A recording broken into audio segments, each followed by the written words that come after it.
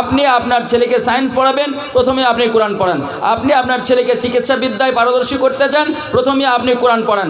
আপনি আপনার ছেলেকে ইতিহাস, ভূগোল, বিজ্ঞান পড়াতে চান, প্রথমে আপনি কোরআন পড়ান। কেন এই কথাটা বলছি?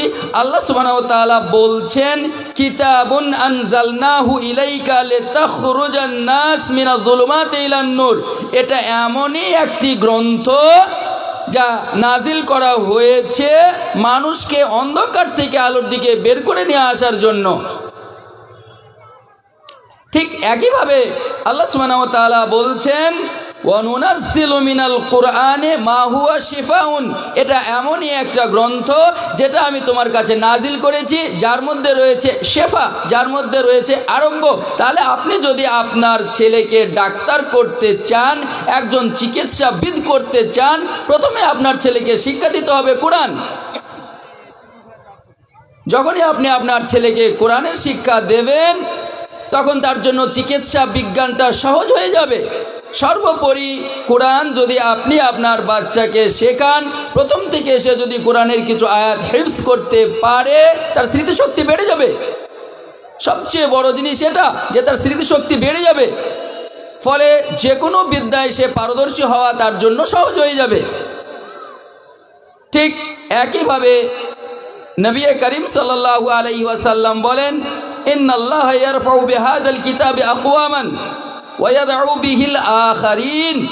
এটা এমনই একটা গ্রন্থ যার মাধ্যম দিয়ে আল্লাহ সুবহানাহু ওয়া তাআলা বহু জাতিকে উন্নতির চরম শিখরে পৌঁছিয়ে দিয়েছেন, আবার কিছু জাতিকে এই কিতাবের মাধ্যম দিয়েই অবনতির একেবারে নিম্ন স্তরে নামিয়ে দিয়েছে।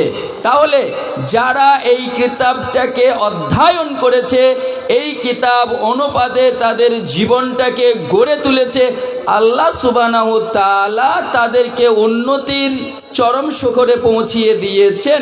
কিন্তু পক্ষান্তরে যারা এর বিরোধিতা করেছে, এই কোরআনের অনুপাতে তাদের জীবনকে গড়ে তোলেনি, আল্লাহ তাদেরকে অবনতির নিম্ন স্তরে নামিয়ে দিয়েছেন। ঠিক একইভাবে নবী করিম সাল্লাল্লাহু আলাইহি সাল্লাম বলছেন, মাই ইউরিদুল্লাহু বিহি খায়রান ইউফাক্কিহু ফিদ্দিন।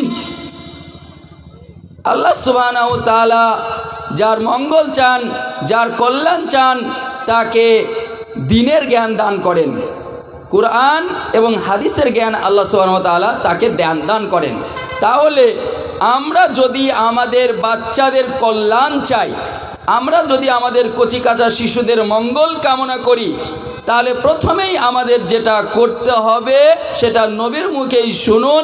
নবীজি মুহাম্মদ সাল্লাল্লাহু আলাইহি সাল্লাম বলেন, ইযা আফসাহা আওলাদুকুম ফাআল্লিমুহুম লা ইলাহা ইল্লাল্লাহ। যখন তোমাদের বাচ্চারা স্পষ্ট ভাষায় কথা বলতে শেখে, যখন তারা আব্বু আম্মু বলে ডাকতে শেখে, তখনই তাদেরকে শিক্ষা দাও কালেমা লা ইলাহা ইল্লাল্লাহ। কিন্তু দুঃখজনক হলেও সত্য যে আমাদের বাচ্চারা যখন স্পষ্টভাবে কথা বলতে শেখে, আমরা তাদেরকে কালেমার শিক্ষা দিই না, আমরা তাদেরকে কোরআনের শিক্ষা দিই না, আমরা তাদেরকে হাদিসের শিক্ষা দিই না, আমরা তাদেরকে কোনো ধর্মীয় শিক্ষাই দিই না।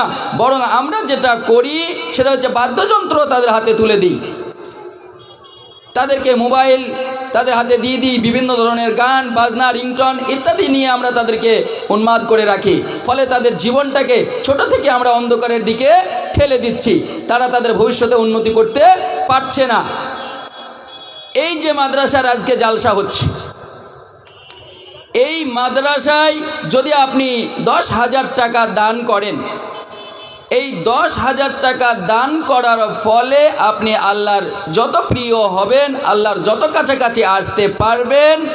যদি আপনি এই টাকা না দিয়ে আপনার একটা বাচ্চাকে এই মাদ্রাসায় পড়তে পাঠান, আপনি তার চেয়েও বেশি আল্লাহর কাছে প্রিয় হয়ে যাবেন, আপনি তার চেয়েও বেশি সওয়াবের অধিকারী হবেন। একথা কে বলেছে? আমাদের নবীজি মুহাম্মদ সাল্লাল্লাহু আলাইহি সাল্লাম বলেন, লা ইউআদ্দিবার রাজুলু ওয়ালাদাহু খায়রুন মিন আন ইয়াতাসাদ্দাকা বিসাইন। একজন ব্যক্তি তার উপার্জনের মধ্য হইতে এক বস্তা ময়দা যদি গরিব অসহায় দুস্থকে দান করে, সেটা তার জন্য যত মঙ্গলজনক হবে, সেটা তার জন্য যত কল্যাণকর হবে, তার চেয়ে অধিক কল্যাণকর হবে সে তার নিজেরই সন্তানকে শিক্ষা দান করবে।